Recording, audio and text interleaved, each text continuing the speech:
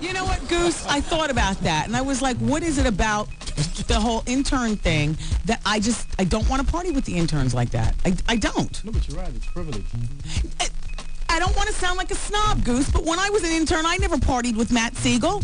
You know, the guy I interned for. Whenever I was anywhere in the vicinity of Matt in a social situation is because I was either handing out T-shirts, part of the dance van, or was standing at the door, you know, making sure that everybody got in. I was not drinking, and Shireen told me she was going to come out and that she was going to bring her mom. She was very respectful about it. I really like Shireen, and I felt bad about telling her, but I was like, Shireen, I don't want to party with you. I don't want to see you at the club. You can be in the club, but I just don't want to see you, because you know what that means. What it means, if you come to the club, Miss Wendy's there, is that they won't come to me to ask me, you know, giving me the high sign to come back to the area. They'll go to this one right here, you know. And he needs to get his life together, and he makes wrong decisions all the time, and I crack his skull. You know what I'm saying? And where he lets them cross the line is because the interns and Charlemagne are all in the same age vicinity, and I keep trying to tell him, you are not a peer group member exactly of an intern. You know, you've done your time. You know, you are to be respected, and the only way you're going to gain that respect is to separate yourself a bit from what a 26-year-old intern is here and a 26-year-old my partner on the show. And if you don't know how to separate the two, then I got a problem with you also. You understand? We've had that discussion. I've done good, though, because I haven't had sex with any of the interns, and I know a lot of dudes who take advantage of interns. Please, we don't have that kind of show anymore. Yes, exactly. So I told Shireen yesterday. I was very polite about it, and I think that she understood. And it's embarrassing, but yes, a Goose, I don't want to party with an intern. There are levels, it's like the army.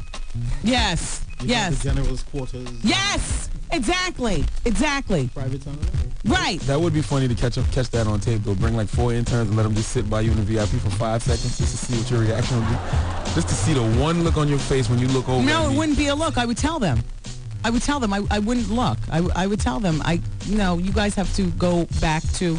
I mean, I don't care that you're in the club, but just don't ask me anything like, Miss Wendy, can we get on, you know what I'm saying? Like I don't want to know that you're going to come. If you're going to be there, they're just going to be there, and just with your friend and all like that. What if you see one dancing in the cage, half naked? Oh, well, I wouldn't, because the cage, I sit right next to the cage, and the cage is in my area, so that wouldn't be happening. You know what I mean? You mean if the cage was removed and across the club and I saw one dancing in the cage? That's not an intern. That's not an intern, that's an enter. I would imagine. No, I wouldn't care. I mean, if you dance it on your own time, fine. If you happen to be at the club, fine. I'm not shouting out, acknowledging, and all that other kind of stuff. I can dig it. Like you know what I'm saying? Mm-hmm. I don't know. I got some very kooky ways of being, and oftentimes I don't explain them to other people because it's just too kooky. Or in my mind, other people might not understand, and there's nothing worse than being laughed at, because of what you feel very passionately about. Nah, I can dig it. The army analogy was a good analogy Goose made. Yeah, I just don't want to see, and I forgot to tell Taryn. Taryn, can you please add that to the internship list when we get interns? I don't, if they're going to be at the party, let them take their money and pay to come in a party and stay right there in the private area. Not, and don't by any chance ask, and Charlemagne, you need to be on notice too. You know how I am, but I know what a donkey sometimes you can be. Pardon me, but that's the best way to put it. An intern makes eyes at you like, oh, am I in? Charlemagne, my buddy. And Charlemagne's telling the security, go over and lift off the velvet rope and, bring him back here. And then don't make me mad after I've drank, because I won't even get mad like this. Oh, gosh. As an intern, though, you should be showing a certain level of responsibility anyway. But you know what? As an intern, I don't even know where interns get off doing some of the things that they do anyway. You understand what I'm saying? But that's a whole nother thing, because times have changed. It's been like 20 years, 25 years since I interned. It's been what, 6 years since you've interned. Started off an intern in '99. I interned for 2 years. But interning has really changed. Don't you find that these interns are a lot different than how you were when you were an intern? Yeah. They're definitely different than how I was when I was an intern. I had on dirty white tees. These interns wear leather jackets and True Religion and carry spy bags and whatnot. I was coming there to work, putting up banners, you know, everything. Yeah. Changing the station vehicles, oil. Yeah. And not saying much, just kind of... Yeah, working, showing and proving my actions. Exactly. The little man, wait, you know the little man who was answering the phone yesterday? Ola. Yeah. Ola said to me, Miss Wendy, I love that color. What color is that? One day when I was... You know how I am when I apply my lipstick. Huh? That must be how you doing to ask you something like that. Well, my assumption was okay, question. that's a go. But I mean, you know how I am. I got my Hello Kitty mirror and it's up at my face and I'm applying and I'm looking and then all of a sudden off to the left I hear, Miss Wendy, that's a beautiful color. What color is that? Now he wasn't able to see that I shot him the look like, shut the hell up. Why? What are we talking about here? Is the show prep done? Stop looking at me like that. But I can't furrow my face anymore because I get the Botox at Dr. Janine, so you really can't tell one expression to the other. So I had to give him the screw mouth because I can't furrow my eyebrows because the Botox is good, child. But I gave him the screw mouth like... If you feel like you need to make conversation, don't say nothing at all. Exactly! Everybody thinks we're crazy. Yeah, everybody listening thinks we're crazy, but...